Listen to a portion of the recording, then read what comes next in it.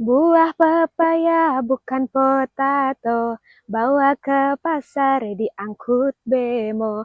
Izinkan saya mulai pidato, di sini ada Daiyah Doko. Bismillahirrahmanirrahim.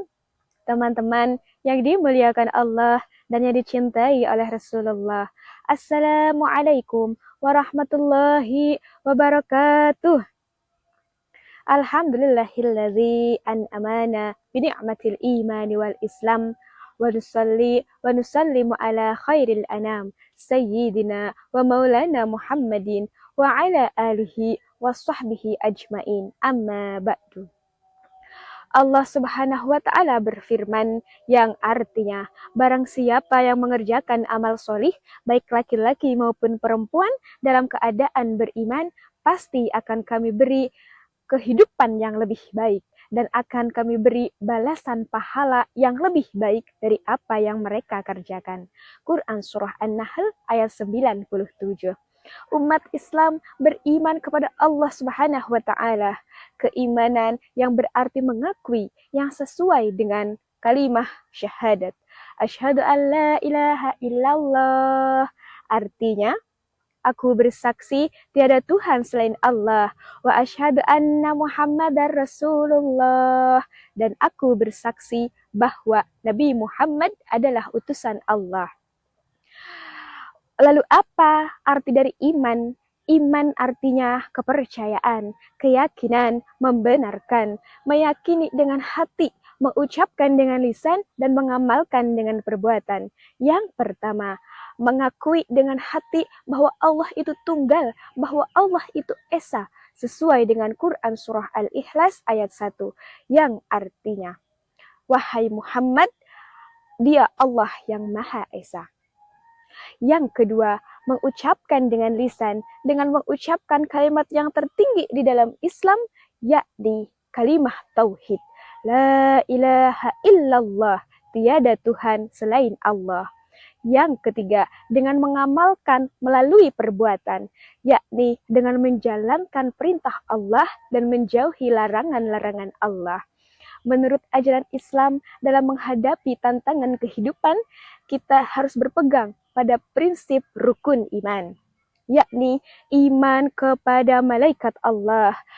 Iman kepada malaikat Allah tidak pernah berbohong, malaikat tidak pernah merasa letih, malaikat selalu taat dan patuh kepada Allah. Mereka selalu memohonkan ampun terhadap orang-orang yang beriman. Kepercayaan terhadap rukun iman bisa kita lakukan dengan melalui ibadah, yakni ibadah sholat yang Allah perintahkan kepada Nabi Muhammad pada peristiwa Isra Mi'raj. Melalui ibadah sholat bisa menghindarkan kita dari perbuatan yang tercela dan kemungkaran, sesuai dengan firman Allah dalam penggalan surah Al-Ankabut ayat 45. Inna sholata tanha anil fahsya'i wal munkar. Sesungguhnya sholat itu dapat mencegah dari perbuatan keji dan kemungkaran. Menurut agama Islam, orang yang paling yakin kepada rukun iman, hidupnya lebih terarah karena ia memiliki pedoman.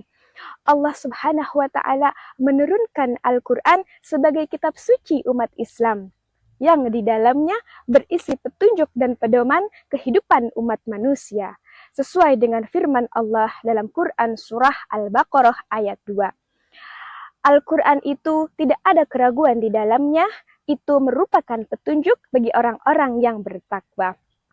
Memiliki iman merupakan pesan pokok penting yang harus dimiliki oleh manusia, karena seseorang tidak cukup hanya memiliki Islam saja.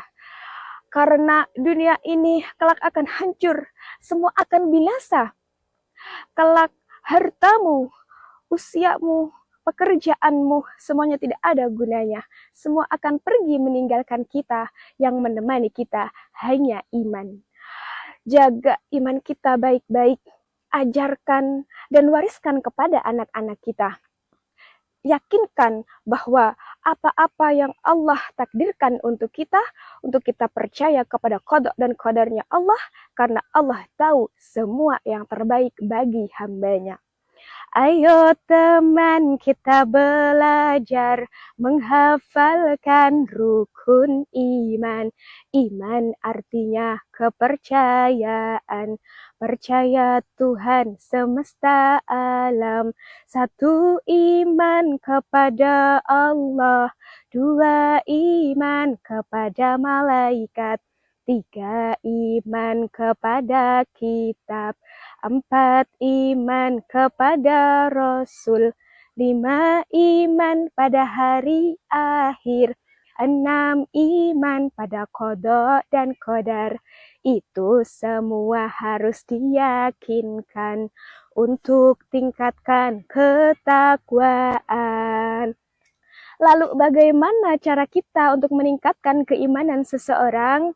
Iman itu diyakini, diupayakan, dan ditanamkan. Yang pertama, tanamkan akidah dan tauhid kepada anak-anak.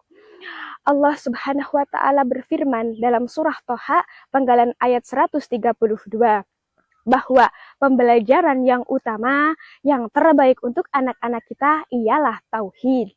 Yang kedua, tanamkan dan ajarkan kewajiban menjalankan syariat, yakni menjalankan ibadah.